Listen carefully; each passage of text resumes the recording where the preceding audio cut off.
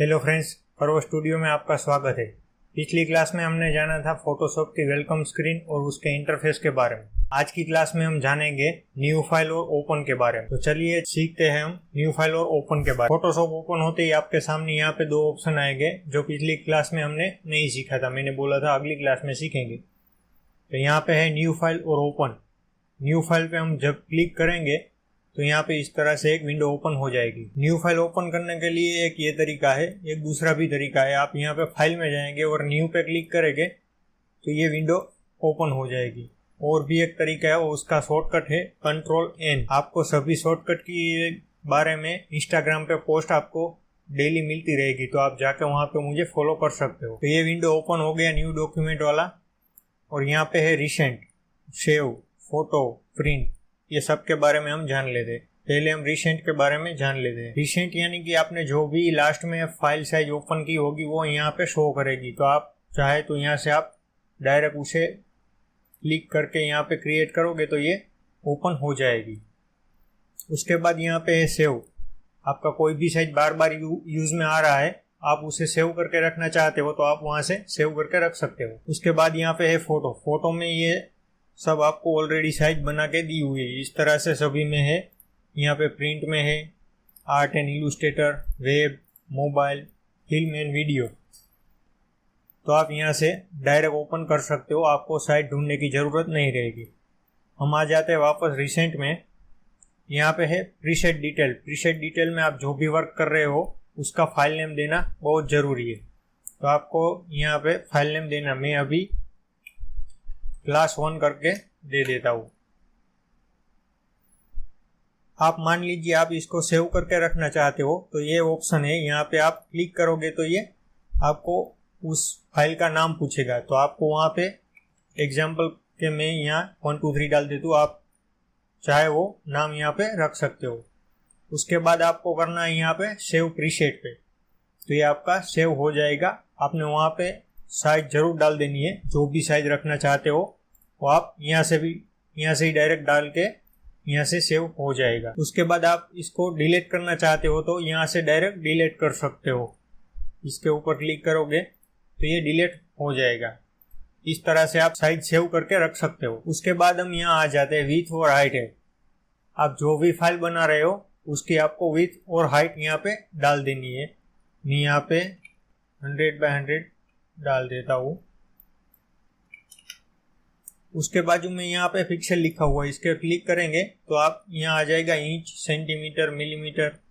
आप कौन सी स्केल में रखना चाहते हो ये साइज आपको यहाँ से सिलेक्ट कर लेना है, जो भी स्केल में रखना चाहते हो। मैं यहाँ पे इंच में सिलेक्ट कर लेता हूँ तो ये चेंज हो जाएगी। यहाँ पे पहले पिक्सल था इसलिए ये चेंज हो गया। यहाँ पे मैं 100x100 कर देता हूँ, यहाँ 200। उसके बाद यहाँ पे है ओरिएंटेशन। ओरिएंटेशन में आप फाइल को वर्टिकल रखना चाहते हो या हॉरिजॉन्टल, वो आपको यहाँ से सिलेक्ट कर लेना है। जो भी आप जिस तरह से वर्क करना चाहते हो यहाँ से सिलेक्ट कर लेना है। उसके बाद यहाँ पे आउटपुट, उसको हम आगे जानेंगे। उसके बाद यहाँ पे रिजोल्यूशन। रिजोल्यूशन में आप कोई भी प्रिंट के लिए फाइल बना रहे हो तो आपको यहाँ पे 300 रिजोल्यूशन डालना है। और आप सोशल मीडिया के लिए ये बना रहे हो तो आपको 72 रखना है। सोशल मीडिया यानी कि आप मोबाइल, टीवी, कंप्यूटर उस स्क्रीन में देखना चाहते हो तो 72 ही रखना है। यहाँ पे पिक्सल इंच ही रखने का है। इसका मतलब है एक इंच में 72 पिक्सल आएंगे, ठीक है। उसके बाद यहाँ पे कलर मोड।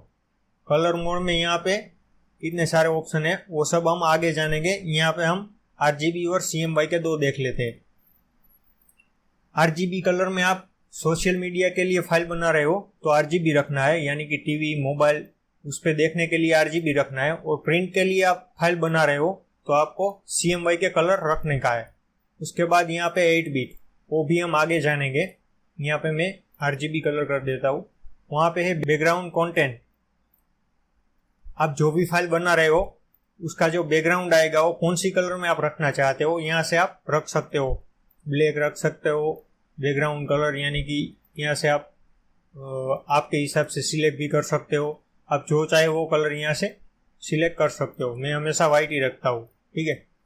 वो एडवांस ऑप्शन हम आगे जानेंगे।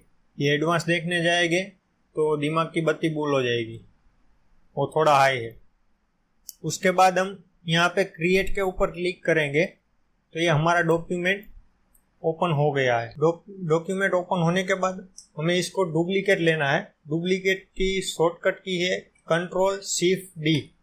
कंट्रोल शिफ्ट डी प्रेस करेंगे तो ये हमारा यहाँ पे ये विंडो ओपन हो जाएगा और यहाँ पे आपको फाइल नेम देना है और ओके करोगे तो ये डुप्लीकेट हो जाएगा। डुप्लीकेट होने के बाद हमारे पास यहाँ पे 2 फाइल ओपन है। हमें बाजू वाली फाइल में जाने का है तो उसका शॉर्टकट है कंट्रोल और टैब प्रेस करोगे तो बाजू वाली फाइल में चले जाओगे।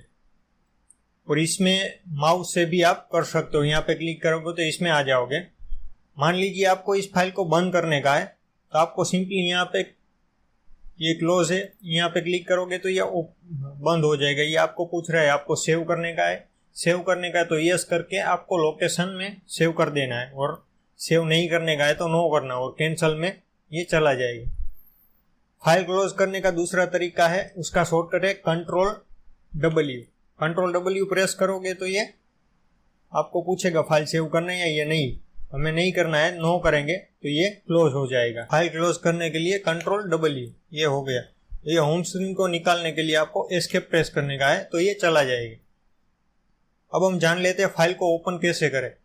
फाइल में जाएंगे, यहाँ पे ओपन वाला ऑप्शन है, होम स्क्रीन में जाके